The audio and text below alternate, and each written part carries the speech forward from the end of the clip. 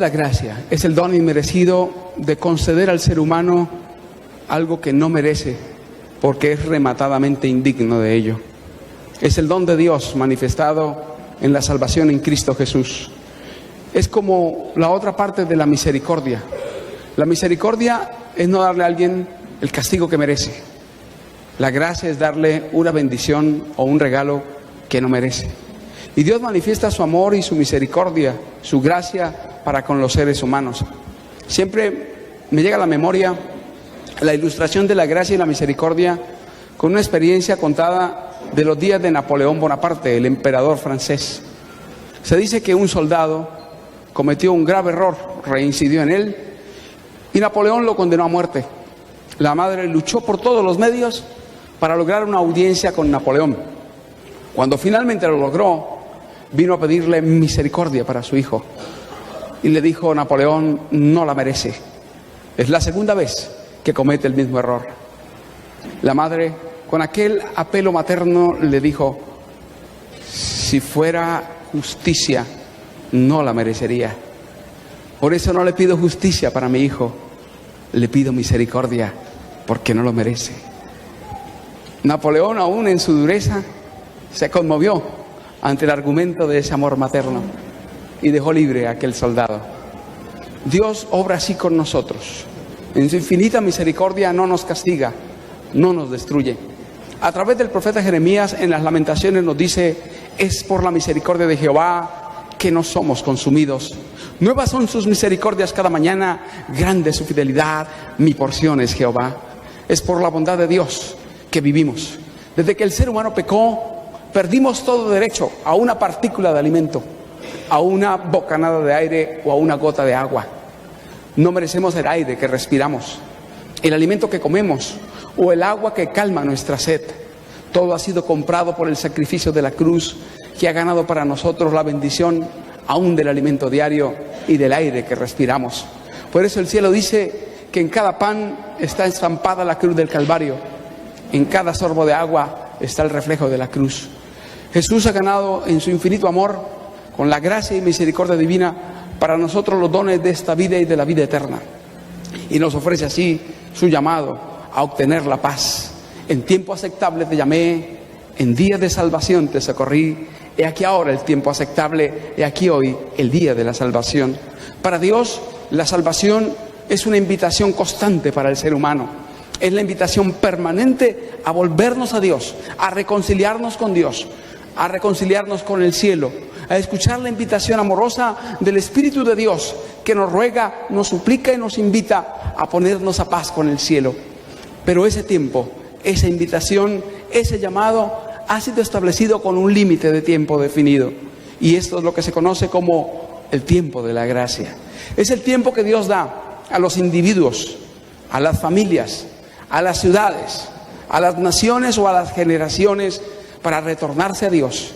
Y cuando ese tiempo termina, entonces la gracia y la misericordia dan lugar a la justicia.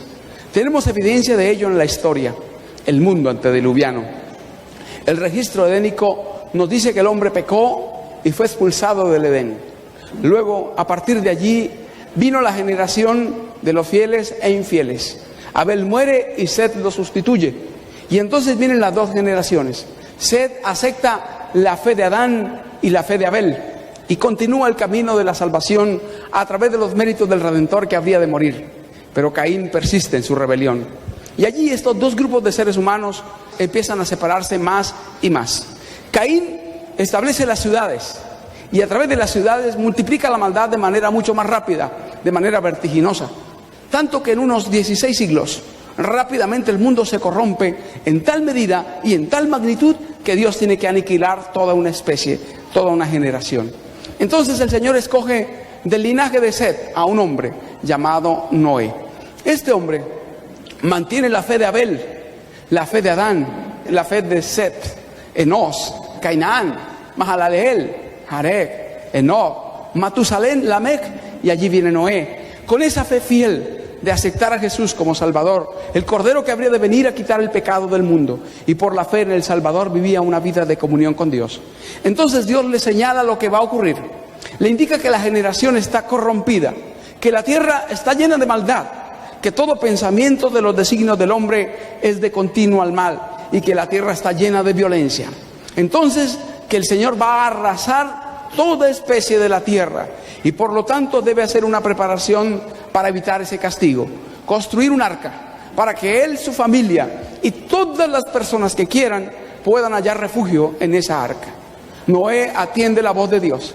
Siguiendo los parámetros establecidos por Dios, el diseño del cielo empieza a construir el arca con las dimensiones específicas dadas por el Señor.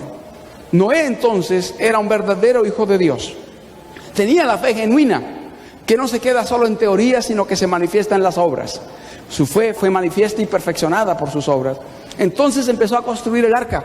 Cada martillazo que Noé daba al arca era un sermón solemne de que creía que venía un castigo, de que no era una teoría para él, de que era una preciosa y perfecta realidad, de que Dios había provisto un medio de escape, un refugio para el castigo inminente, porque la justicia iba a caer sobre esa generación. Y como evidencia de ello, Noé dedicó todo lo que tenía en la construcción del arca. Se dedicó entonces a construir el arca. Sus 3 hijos, Sem, Cam y Jafet, se unieron a esta labor. Junto con ellos Matusalén y otros más, que en el tiempo de la construcción del arca fueron pereciendo. Llegamos entonces al momento final. El arca está construida.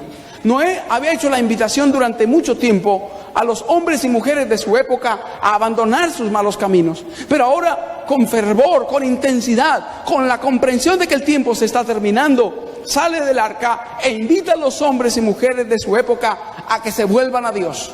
Con súplicas, con lágrimas, con el poder del Espíritu de Dios, les invitó a huir de la ira venidera. Les rogó que abandonaran sus malos caminos y que como evidencia de arrepentimiento y fe entraran al arca junto con él y su familia para huir del castigo inminente. La gente se había ido endureciendo más y más. El rechazo de la voz del Espíritu de Dios endurece el corazón humano para que los llamados más fervientes aún no tengan impresión. A ese nivel había descendido esta generación. Hombres y mujeres, jóvenes y aún niños, adultos y ancianos se burlaron del llamado del mensajero de Dios. Se mofaron de las invitaciones y de los ruegos y súplicas que aquel mensajero del cielo extendía a los hombres y mujeres de su época. El desprecio, la burla y el rechazo se vieron manifiestos hacia Noé.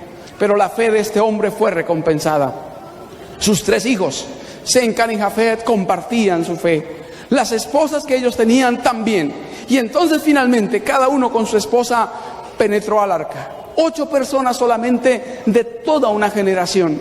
Algunos han hecho los cálculos de aproximadamente cuántos habitantes tenía la tierra, y los cálculos oscilan entre 1.000 y 1.500 millones de seres humanos. Tremenda cantidad. Y de todos ellos, solo 8 personas entraron al arca. Pero qué recompensa y qué esperanza para las familias. Puede que el mundo entero, el barrio, la ciudad donde nosotros vivimos, desprecie los llamados de Dios. Pero si nuestros hijos lo aceptan, bienaventurados somos. Dichosos al ver que la fe da resultados, cosecha y frutos para la eternidad en el seno familiar. Qué recompensa para Noé y qué estímulo para los padres y las madres trabajar por los hijos, por las familias, por los corderos que el Señor puso a nuestra disposición para encaminarlos hacia la eternidad. Finalmente entonces el tiempo había terminado. La voz que desoyeron los seres humanos la oyeron los animales. De manera milagrosa, acompañados y dirigidos por santos ángeles, los animales desde los más mansos hasta los más fieros penetraron ordenadamente de 2 en 2 en el arca. El ser humano había descendido a un nivel inferior que las bestias. Los seres aparentemente racionales, los seres humanos, desoyeron el llamado del cielo, pero los animales no despreciaron la invitación y ordenadamente penetraron al arca. Luego el cielo se oscureció repentinamente y un ruido estremeció a todos. Eran las bandadas de aves que venían también para penetrar al arca y entraron allí. Los animales, Noé y su familia estaban seguros. Noé entró entonces y aquella mano que Dios envió, la mano de un ángel, cerró la puerta del arca. Estaría cerrada para siempre. El tiempo de gracia había terminado. Los últimos 120 años de oportunidad para reconciliarse con Dios, para abandonar los malos caminos, para huir del pecado y para escapar del castigo, habían terminado y terminado para siempre para aquella generación. No tendrían jamás una nueva oportunidad. Pasó el primer día y nada ocurrió. El segundo, el tercero y así sucesivamente hasta una semana completa. La gente al principio miró con asombro el hecho de los animales y de las aves y vio cómo se cerraba el arca sin que ellos percibieran quién la estaba cerrando. Todo esto los conmovió, pero solo temporalmente. Ahora que transcurrió una semana, la burla y la mofa aumentó. La gente se endureció mucho más. Rodeaban el arca para burlarse de Noé y los que estaban allí. Las burlas y las mofas iban de labio en labio, cuando repentinamente el cielo se oscureció. Por primera vez se escuchaban los truenos. Los truenos son uno de los medios que utiliza el Creador a través de la naturaleza para percibir pálidamente la justicia divina. Cuando escuchamos los truenos en un día de tormenta y tempestad, el corazón se estremece. Y más si los relámpagos o los rayos caen cerca de nosotros. Lo más cerca que he tenido un rayo lo tuve en Valledupar. Llegué a la iglesia esta mañana y el rayo cayó en el poste que estaba al lado del taxi donde me estaba bajando. Y fue impactante. Y el sonido del trueno fue poderosísimo. Todo fue muy cerca. Todos salieron para ver qué había pasado y con asombro miraron que estaba allí precisamente cerca de donde había caído el rayo. Ellos por primera vez lo notaban. Para nosotros ya es algo habitual, pero nunca habían caído rayos. Nunca habían escuchado truenos. Por primera vez las primeras gotas caían sobre la tierra. Antes del diluvio jamás había llovido. Y por eso los científicos persuadieron a la gente de aquella época de que era una mentira. No había llovido y jamás llovería. Y la gente le creyó a la ciencia, que estaba tan o más evolucionada que en el tiempo actual. En el mundo antediluviano aparecieron cosas maravillosas que los científicos de hoy, con todo su avance, no conocen y ni siquiera imaginan. Pero fueron sepultados por los juicios divinos. Entonces empezaron a caer las primeras gotas. Y la gente empezó a preguntarse secretamente, ¿sería verdad que Noé tenía la razón y los demás estamos equivocados? ¿Será cierto lo que este fanático, este loco decía? ¿Será verdad?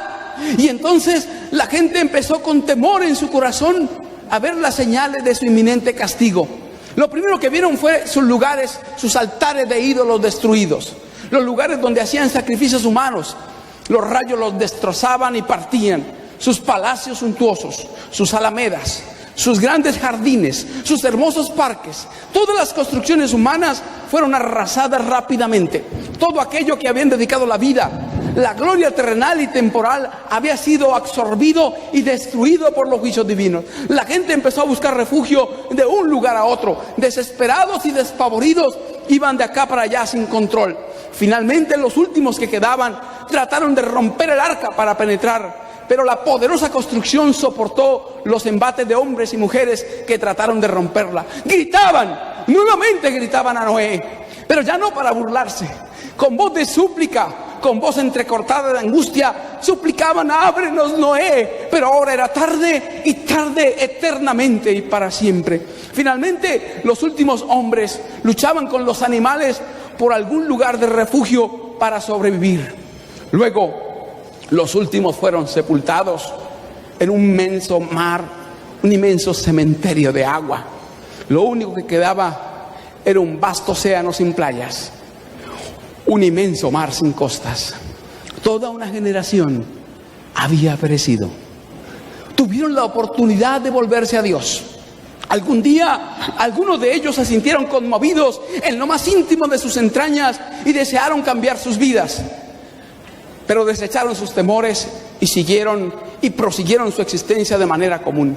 Otros se vieron tan conmovidos que se unieron en la construcción del arca y durante algún tiempo trabajaron para edificarla. Pero luego se volvieron empedernidos, enemigos de Noé y del mensaje que él predicaba. Porque nadie se endurece tanto en su corazón como aquel que sintió la obra de la gracia en su alma y la despreció y rechazó.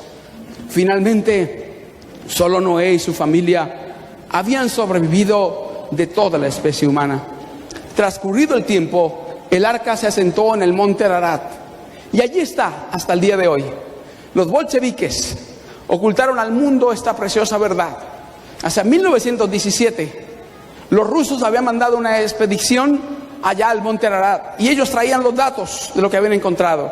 Pero vino la revolución rusa, la revolución bolchevique de los ateos comunistas, y a ellos no les convenía permitir comunicar al mundo. En 2017 esas noticias se conocen y el arca fue encontrada. El diluvio es una realidad histórica, realmente ocurrió. En el mundo entero, en todas las culturas antiguas, hay vestigios y datos de que el diluvio fue una realidad y por lo tanto una advertencia para nosotros, porque el Salvador dijo, como en los días de Noé, así será la venida del Hijo del Hombre. Tiene su parangón en el tiempo actual, su paralelo en la generación moderna de esta época, una generación empedernida, arrogante y orgullosa que desprecia los llamados de Dios, pero que también hay hombres y mujeres como Noé que escuchan el llamado del cielo y están procurando escapar de la ira que vendrá. Noé entonces salió del arca y, agradecido a Dios, presentó un sacrificio con algunos de los animales limpios que estaban allí acompañándole. El Señor entonces convocó el arco iris, la unión de la justicia y la misericordia. La justicia manifestada en la lluvia y la misericordia manifiesta en que nuevamente volvieron a ver los rayos del sol.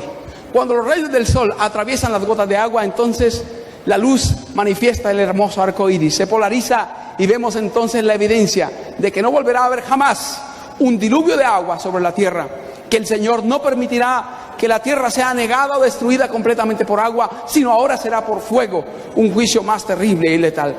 Luego, después del diluvio, los dos grupos de seres humanos volvieron a manifestarse. Aquellos que a la usanza de Caín se rebelaron contra el plan divino y rechazaron la misericordia infinita ofrecida con amor a través de los medios celestiales. Pero un grupo de fieles se mantuvo en los caminos del Señor. De este grupo de fieles era Abraham y uno de sus familiares llamado Lot. Yendo contra el plan de Dios, se ubicó en Sodoma y Gomorra.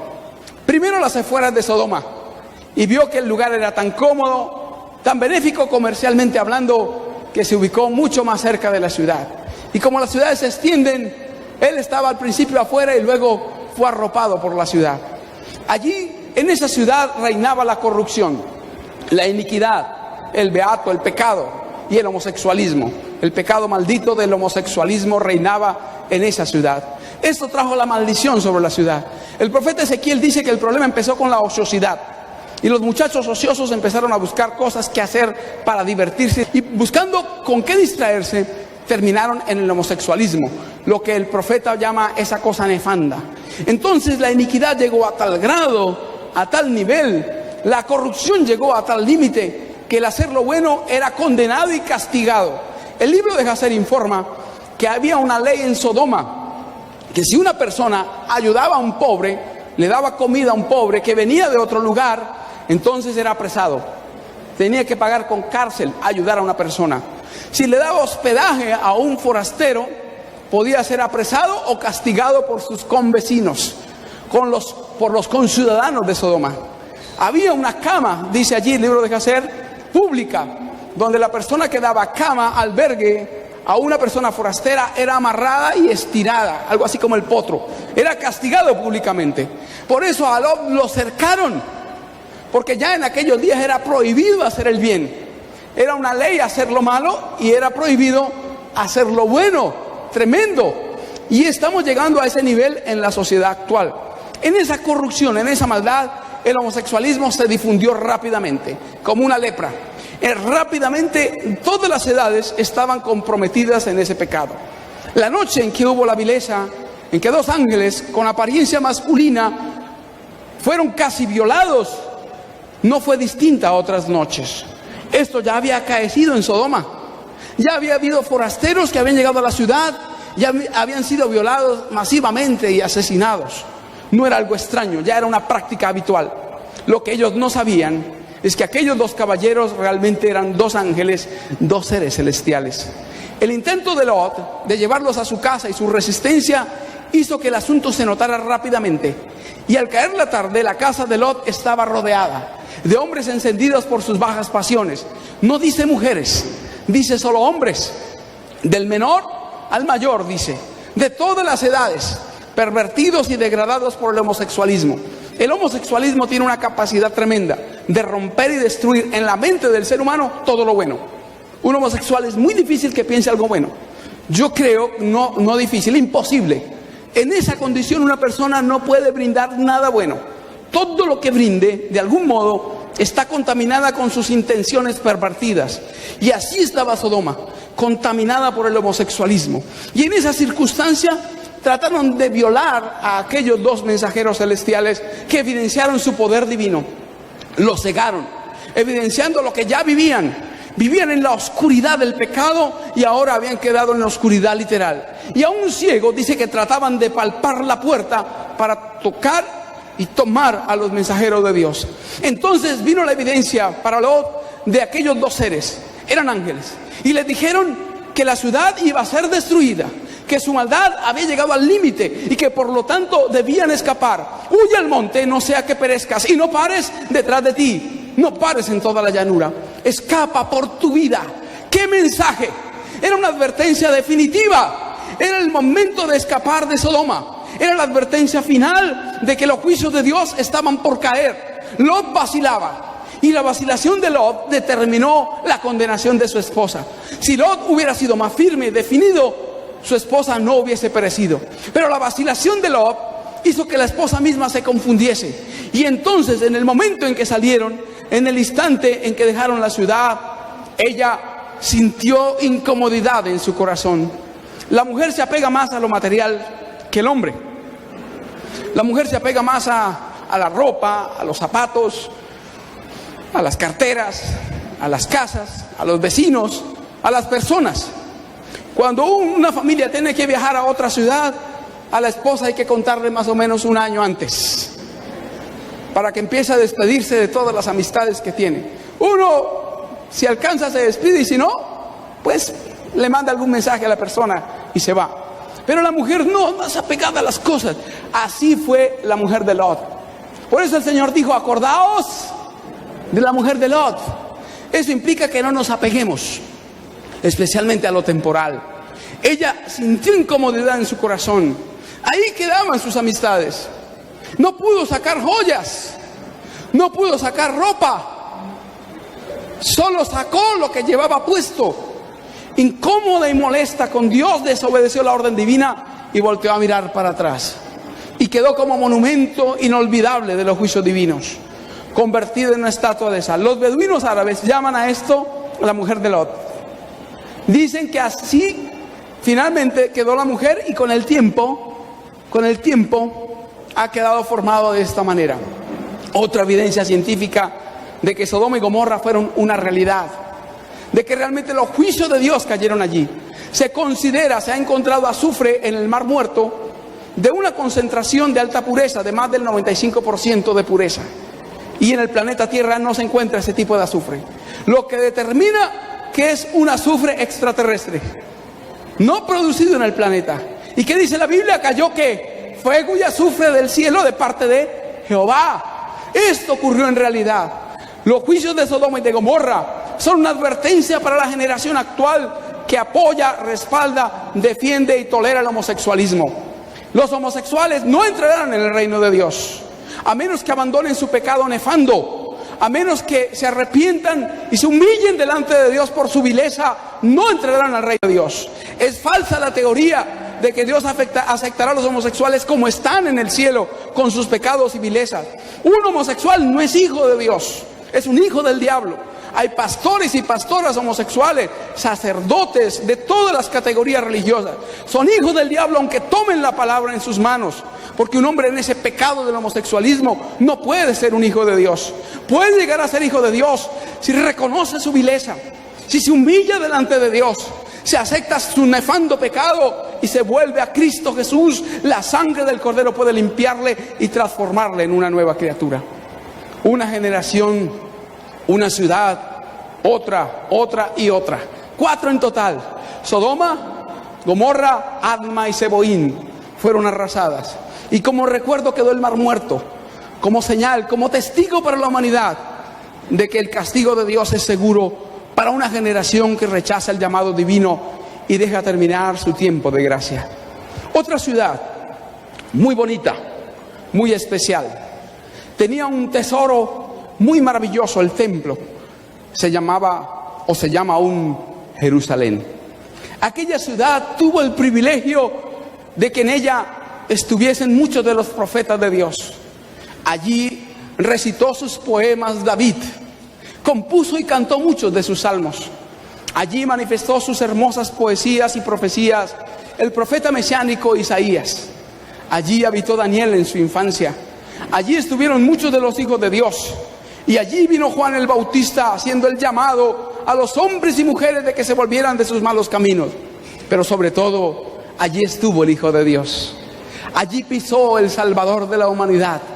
Allí su voz se escuchó en llamados, ruegos y súplicas para que los hombres y las mujeres aceptaran su infinita misericordia.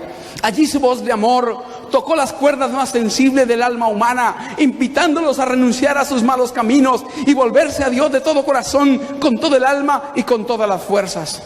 Llegaba el momento final. El primer día de la última semana de la vida del Salvador había llegado. La gente estaba a la expectativa porque la fiesta de la Pascua se acercaba. Jesús se dirigía a la ciudad de Jerusalén. En la ciudad había multitud de gente, y entre los que lo acompañaban, algunos sugirieron que acompañaran a Jesús hasta la entrada. Él permitió algo especial. Había ordenado que trajeran un pollino, un hijo de asna que nadie había montado jamás, y se colocaron telas hermosas, y Jesús se montó allí. La profecía decía que el Mesías vendría manso y humilde, montado sobre un asno, hijo de asna. Y se estaba cumpliendo la profecía. Muchos recordaban entonces esta profecía hermosa y con alegría empezaron a acompañar al Salvador. ¿Qué procesión era aquella? Jesús iba acompañado por los que habían sido paralíticos, pero ahora tenían sus piernas y su cuerpo sano y saltaban de alegría arrancando palmeras aquí y allá para saludar a su Salvador. Los que habían sido leprosos ahora se quitaban sus limpios vestidos y los colocaban a los pies del asno por donde Jesús habría de pasar. Aquellos que habían sido mudos eran los que gritaban con mayor alegría y poder: ¡Hosana! ¡Bendito el que viene en el nombre del Señor! Y el asno era dirigido y guiado por Lázaro, aquel que el Salvador había levantado de la tumba después de estar muerto 4 días. Era una procesión maravillosa. Era la evidencia de que había llegado aquel que había venido a sanar a los hombres y mujeres, a quitar toda dolencia, toda enfermedad del cuerpo, de la mente y del alma. Era el Mesías que llegaba. La gente empezó a cantar, a alabar al Salvador, a tributarle honores y gloria. Los fariseos trataron de silenciar a la multitud y el Salvador dijo: si estos callaren, las piedras clamarán. Dios podía proveer que las mismas piedras literales cantaran la venida del Rey a la ciudad, Jerusalén, la llegada del Salvador del mundo prometido al lugar donde ofrendaría su vida en beneficio de la especie humana. Llegando entonces a la ciudad, la multitud se sintió conmovida. Con orgullo, un orgullo nacional que sentía a todo judío, contemplaron el templo. El templo parecía un lugar prestado del cielo. Era como un copo de nieve con pináculos de oro, engastado con algunas piedras preciosas, enraizado y embellecido de manera galana por maravillosos artistas. La gente miró con aprobación y admiración, con orgullo y alegría el templo, y miraron a Jesús para ver si Él lo contemplaba de la misma manera. Cuando con asombro observaron que Él lo miraba también, pero no lo miraba con alegría. Allí estaba Jesús y repentinamente en medio de esta fiesta, como colocando una nota fúnebre en medio de una hermosa canción, Jesús empezó a llorar. Y empezó a llorar y llorar con más fortaleza. Y dijo: ¡oh, Jerusalén! Si conocieses en este tu día lo que es para tu paz. En la mente del Salvador pasaron unos 1000 años, donde el incienso se había presentado mañana y tarde delante del Señor, donde las ofrendas de los sacrificios se habían presentado en el sacrificio matutino y vespertino, donde ante el altar del arca se habían ofrecido los sacrificios de Dios, presentando allí la sangre sobre el propiciatorio, donde en el altar del sacrificio se habían matado miles y millones de animales, donde a través de los mensajes de los profetas, a través de los ritos del santuario, el mensaje del Salvador por venir, del Cordero de Dios que había de quitar el pecado del mundo, se había presentado a toda la nación, donde las invitaciones y ruegos más sublimes se habían hecho a Israel para que se volviera de sus malos caminos. Allí se silenció, pero luego terminó diciendo: pero he aquí que está oculto de tus ojos, porque tus enemigos te cercarán y matarán a tus hijos delante de ti. Cuando el día de su muerte las mujeres lloraban, él les dijo: no lloréis por mí, oh mujeres de Jerusalén, llorad por vosotras, oh vuestros hijos. Habían de comerse a sus hijos, habían de matar a sus niños y comérselos en el hambre terrible que vivían en el asedio, en el sitio romano. Los horrores del hambre, los clamores de la angustia y la tristeza de los judíos desde aquel tiempo hasta el fin conmovieron el corazón del Salvador y lo hicieron llorar en aquel momento. Jesús llora por un alma que decide su condenación.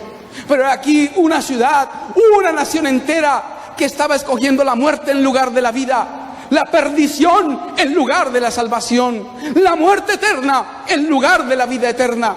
Jesús lloraba por ellos y por cada ser humano que en la dureza de su corazón, que en la rebelión de su alma desprecia las invitaciones misericordiosas de la gracia divina para volverse a Dios con todo el corazón, con todo el alma y con todas las fuerzas.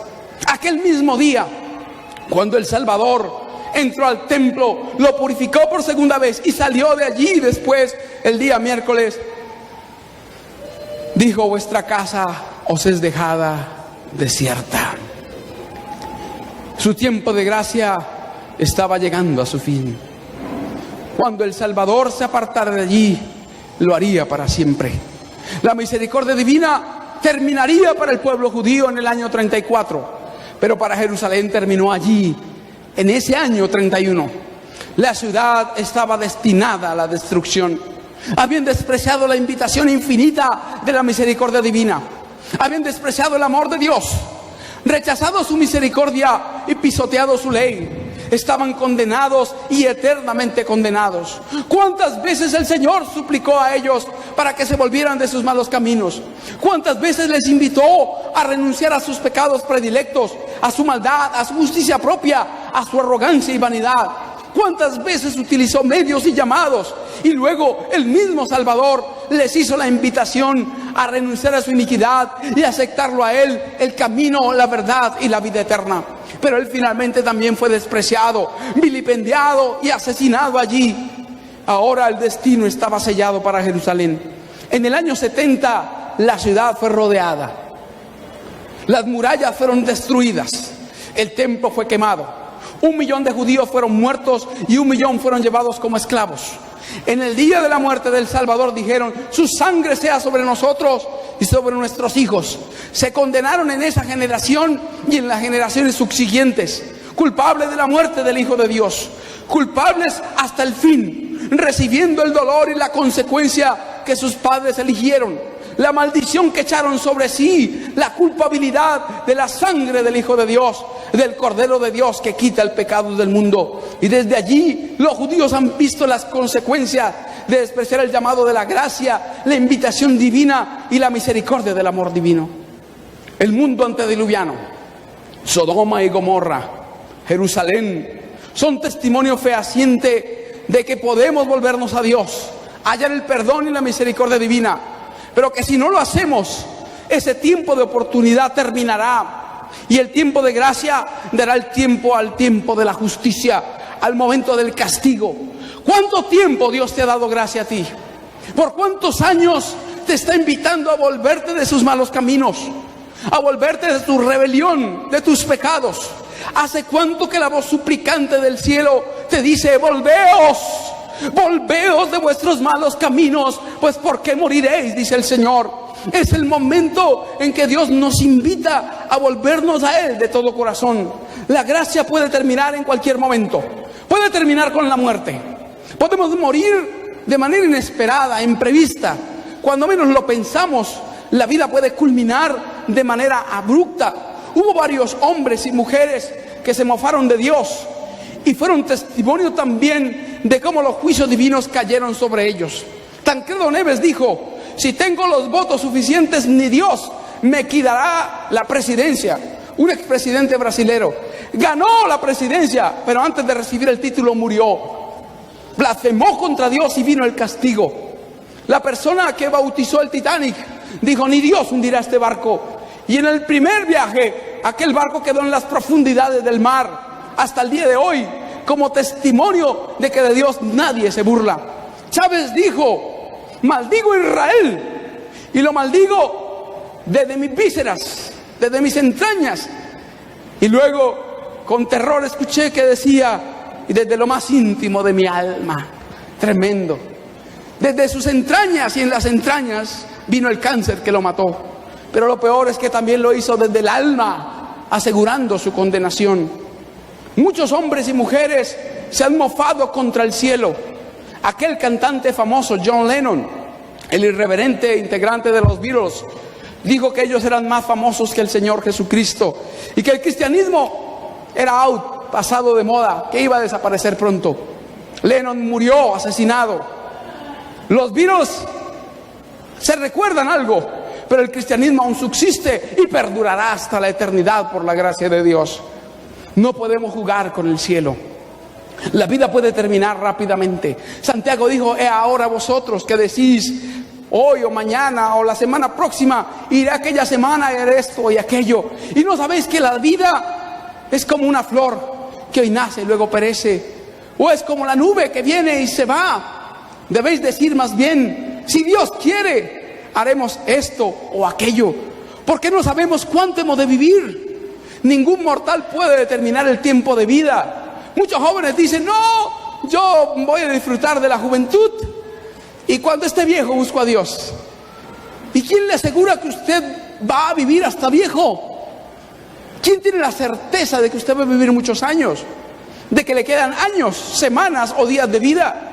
Más aún en estas ciudades, donde en el momento menos pensado un ladrón, enojado porque usted no tiene dinero, le da un disparo y lo mata. La vida puede terminar en cualquier momento, arrollado por un carro. Me impacté esta mañana, me impacté mucho. Veníamos hacia acá en el vehículo y un joven muerto arrollado por una moto. Un joven, calculo entre 23 y 18 años su edad, y terminó su vida hoy. Él ni siquiera lo imaginó, pero terminó su vida de manera abrupta e inesperada, porque los que viven saben que han de morir, mas los muertos nada saben. Aún hay esperanza para aquel que está entre los vivos. Mientras el corazón palpita, mientras aún corre la sangre en nuestras venas, mientras tenemos conciencia, tenemos la oportunidad de reconciliarnos con Dios. ¿Cuántos se han acostado para no despertar? No podemos estar seguros de día ni de noche si no entregamos nuestra vida al Salvador. La muerte entonces culmina la gracia para los seres humanos. Cuando el pecador muere, cuando el justo muere, su destino está sellado para siempre. No hay responsos, no hay misas, no hay indulgencias, peregrinaciones, ni nada que pueda limpiar al pecador una vez muere. Su sentencia está definida para vida o muerte eterna, para salvación o condenación. Dios nos ayude para ahora, mientras estamos vivos, podamos volvernos al Señor, reconciliarnos con Dios y aprovechar la oportunidad que el cielo nos concede. También puede terminar en la vida de manera individual. Hubo hombres en el pasado que así lo hicieron. Hombres como Agripa o Félix, que tuvieron el privilegio de oír al apóstol Pablo presentar la justicia de Cristo, el juicio. Temblaron, se estremecieron, quisieron cambiar, pero no lo hicieron. Quisieron aceptar el llamado de Dios, pero no lo hicieron. Estuvieron casi salvos, pero casi salvos no es solo casi, sino eterna, irremediable y completamente perdidos. Aunque vivían, aunque no habían muerto, su tiempo de gracia había terminado. Estaban sentenciados para siempre. Herodes había condenado a Juan a la muerte, lo condenó a la muerte, y Jesús estuvo ante Herodes, el Salvador, la salvación encarnada. Aceptar a Jesús es aceptar la salvación, aceptar la vida eterna. Y Herodes pudo estar ante Jesús, vio al Salvador, pero ya no había oportunidad para Herodes. Ni Jesús lo salvaría ya, porque había terminado su tiempo de gracia. Herodes sabía que Juan era un siervo de Dios, y cuando aceptó en aquella noche de bacanal y orgía mandar a matar a Juan el Bautista, su tiempo de gracia culminó. Cuando el verdugo cortó la cabeza de Juan el Bautista, la gracia terminó de inmediato para Herodes. Y ni Jesús le dio ni una palabra a Herodes, ni un mensaje, ni de reprensión, ni de castigo, ni de llamado. Su destino estaba sellado para siempre. Dios nos ayude para no caer en ese nivel. El venir sábado tras sábado a escuchar un mensaje de Dios no es por casualidad, o no puede ser una rutina para seguir de la misma manera. Es una invitación del cielo a tomar un nuevo rumbo. Es la invitación de Dios a ponernos a paz con Dios, para cambiar de camino. Porque si no, el corazón, la conciencia se endurece y ya nada ni nadie, aunque un ángel literal baje y manifieste su poder y te invite, ya no te conmoverá. No permita Dios que caigamos en esa condición. No permita Dios que nuestra conciencia se endurezca. El Salvador dijo: todo pecado o blasfemia será perdonado a los hombres, mas la blasfemia contra el Espíritu Santo no será perdonada. ¿Y qué es la blasfemia contra el Espíritu Santo? Es sencillamente el rechazo constante del llamado al arrepentimiento. Es eso. Es si hoy escucho el llamado de Dios y siento en mi corazón el deseo de renunciar a mis pecados, el alma se conmueve. Le digo: Señor, quiero cambiar, perdona mis pecados, pero vuelvo a lo mismo. Estoy dando los pasos hacia el pecado contra el Espíritu Santo. No permita Dios que tomemos ese rumbo. No permita Dios que escojamos ese destino, porque es un destino rumbo a las tinieblas eternas, de donde no hay rescate ni salvación. Dios nos permite escuchar el llamado del cielo ahora, mientras hay oportunidad, mientras podemos reconciliarnos con el Señor. Para la iglesia termina cuando el poder de la lluvia tardía se derrame, y aquellos que sean inspirados con el poder para hacer milagros, para culminar triunfalmente la obra, avanzarán. Y los que no lo reciban estarán perdidos para siempre. Finalmente acaba para la humanidad. El ángel regresa al cielo y le dice al Señor que ha terminado su obra, que están completos y numerados los salvos. Jesús con solemnidad dice las palabras de Apocalipsis 22:11: el justo justifíquese todavía, el santo santifíquese todavía, el inmundo sea inmundo todavía, el sucio quedará sucio para siempre, el salvo será salvo para siempre. Cada caso habrá sido decidido para vida o para muerte, para salvación o para condenación. Dios nos está advirtiendo de lo que está por pasar. Nuestro destino eterno está en juego. La salvación de cada alma que pisa este planeta en este momento se está definiendo en el santuario celestial. Y nos compete ahora, en el tiempo de oportunidad, volvernos al Señor, permitir que el Espíritu de Dios haga nacer en el alma ese sincero arrepentimiento, con profundo dolor por haber pecado contra Dios, con un sincero deseo de renunciar a los malos caminos, y permitiendo la obra del Señor, que por la fe en los méritos de Cristo nuestros pecados sean perdonados, y que el Espíritu de Dios engendre una nueva vida en el alma para caminar con Dios hasta la bendita eternidad. Dios nos invita a volvernos a Él. A través del profeta nos dice: buscad a Jehová mientras pueda ser hallado, llamadle en tanto que está cercano.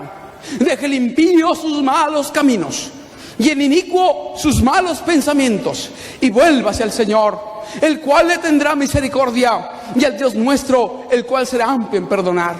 Buscad a Jehová mientras pueda ser hallado. Vendrán días en que jóvenes y señoritas fueron vistos por los profetas buscando a Jehová, pero ya no lo hallarán. Será tarde, y tarde para siempre. Habrá hambre en la tierra, no solo de pan y de agua, sino de la palabra de Dios. Que no dieran por oír un mensaje de misericordia en aquel momento, que no dieran por escuchar una invitación que despreciaron durante mucho tiempo. Pero no, los sucios permanecerán sucios para siempre. Deambularán de aquí para allá, irán de norte a oriente, de mar a occidente, buscando la palabra de Dios, pero ya no la hallarán. El último pecador habrá sido perdonado, el último mensaje habrá sido expuesto, la última reconciliación habrá sido hecha, y el último salvo habrá sido sellado. Hoy aún tenemos oportunidad. Hoy aún estamos en el tiempo de gracia. La medianoche de la eternidad está por llegar. El momento en que la gracia termine está acercándose de manera vertiginosa sobre este planeta y sobre esta generación. Como la generación antediluviana, como los habitantes de Sodoma y Gomorra, como los habitantes de Jerusalén, Dios hoy nos invita a volvernos a Él, a renunciar de los malos caminos, a estar entre aquellos que corren a los pies del Salvador a tiempo, mientras hay oportunidad, y dicen: yo soy de los pecadores el primero. Señor, tú dijiste en la cruz: Padre, perdónalos, perdóname también a mí. Vengo a ti hoy, Señor, reconociendo que soy pecador. Nada traigo ante ti. A tus pies me postro, reconociendo tu amor, tu misericordia, tu infinita bondad. Acéptame como tu hijo, Señor. Perdona mis pecados y transforma mi vida. Aún tenemos tiempo. Apreciados presentes, los que están aquí y los que nos ven a través de las redes, Dios te ama en gran manera. En su amor infinito te ha dado tiempo y oportunidad para que te vuelvas a Él. No es que el Señor tarda su promesa, sino que es paciente para con nosotros, no queriendo que ninguno perezca, sino que todos procedan al arrepentimiento. Pronto esa voz que suplica, que conmueve la conciencia, que procura despertar al alma del sentido del peligro que se corre, dejará de oírse para siempre. Pero hoy aún esa voz nos invita: si oyeres hoy su voz, no endurezcáis vuestros corazones. En día de salvación te llamé, en día de salvación te socorrí, en día de salvación te acepté. He aquí ahora el tiempo aceptable, he aquí hoy el día de la salvación. Hoy es la oportunidad. ¿Cuándo podemos ser salvos? Hoy. ¿Cuándo podemos aceptar a Jesús? Hoy. ¿Cuándo podemos hallar el perdón de los pecados? Hoy. Hoy es el día. Este es el lugar y la persona eres tú. ¿Estamos dispuestos a aceptarlo? Que esa sea tu preciosa decisión. Que Dios te bendiga.